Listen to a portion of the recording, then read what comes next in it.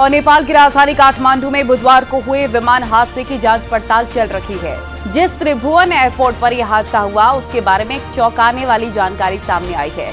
आखिर क्यों यहां से उड़ान भरना खतरनाक होता है और खतरे से खाली नहीं होता, इस रिपोर्ट में देखिए।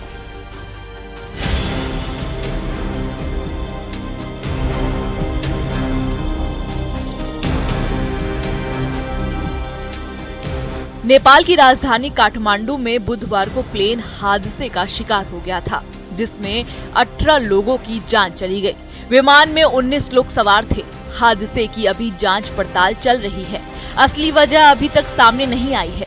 हादसा कैसे हुआ, इसकी तस्वीरें जांच के बाद ही साफ हो पाएगी। बुधवार को काठमांडू के त्रिभुवन एयरपोर्ट में विमान टेक ऑफ कर रहा था, लेकिन तभी अचानक उसमें जोरदार धमाका होता है और प्लेन आग के गोले में तब्दील हो जाता है। लेकिन इतने भयंकर हादसे में भी एक शख्स बच जाता है, जिसकी उम्मीद काफी कम थी।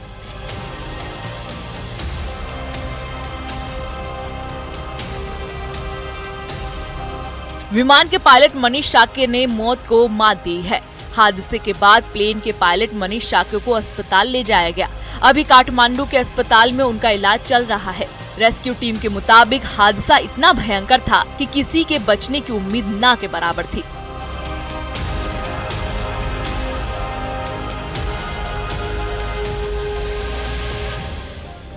लेकिन इससे चमत्कार ही कहें कि पायलट की जान बच गई।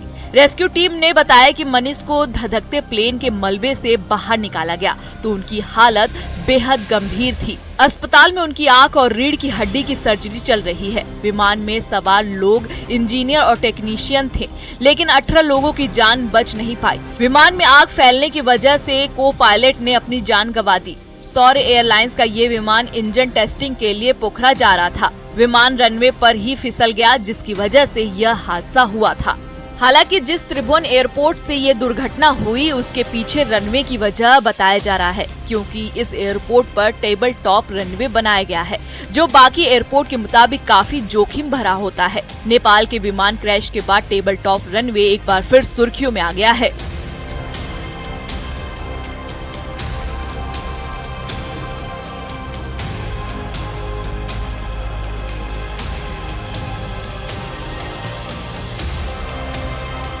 नेपाल में हुई इस दुर्घटना से पहले भी हवाई यात्रा के खराब रिकॉर्ड देखने को मिले हैं, जिसकी वजह टेबल टॉप रनवे है। इस तरह के रनवे में विमान को टेक ऑफ लैंड कराने के लिए बेहद खतरा होता है।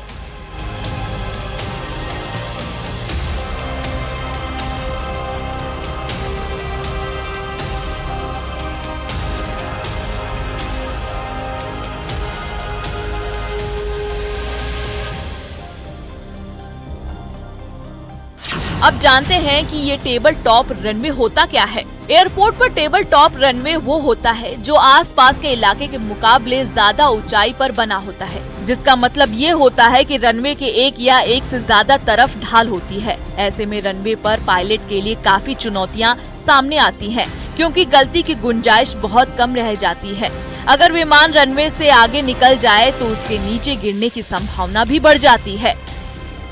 आज से 34 साल पहले भी काठमांडू के त्रिभुवन एयरपोर्ट पर बहुत बड़ी दुर्घटना हुई थी, जिसमें 167 यात्रियों की जान चली गई थी। Bureau report, news 18।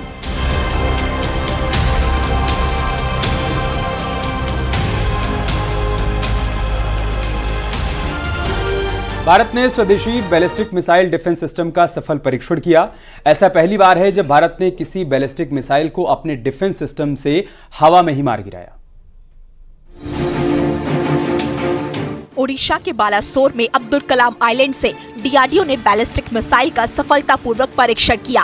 पहले टारगेट पृथ्वी 2 बैलिस्टिक मिसाइल दागी गई, फिर ओडिशा के LC-4 धामरा से इंटरसेप्टर मिसाइल AD-1 लॉन्च की गई। दोनों ही मिसाइलें दुश्मन की IRBM मिसाइल को इंटरसेप्ट कर सकती हैं, यानी 5000 किलोमीटर की रेंज वाली मिसाइलों को आसानी से मार गिरा सकती हैं। डीआरडीओ ने यह टेस्ट कल शाम 4:20 पर किया और इस टेस्ट से पहले 10 गांव के 10,581 लोगों को शिफ्ट किया गया।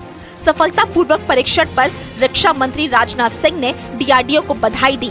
उन्होंने कहा कि बुधवार को फिर से डीआरडीओ ने बैलिस्टिक मिसाइल की रक्षा क्षमता का प्रदर्शन किया है।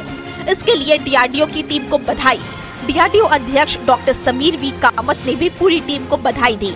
आपको बता दें, AD-1 और AD-2 दोनों ही मिसाइलें दुश्मन की मध्यम दूरी की बैलिस्टिक मिसाइल को नष्ट कर सकती हैं। ये 5000 किलोमीटर रेंज तक वाली मिसाइलों को मार गिराने में सक्षम है।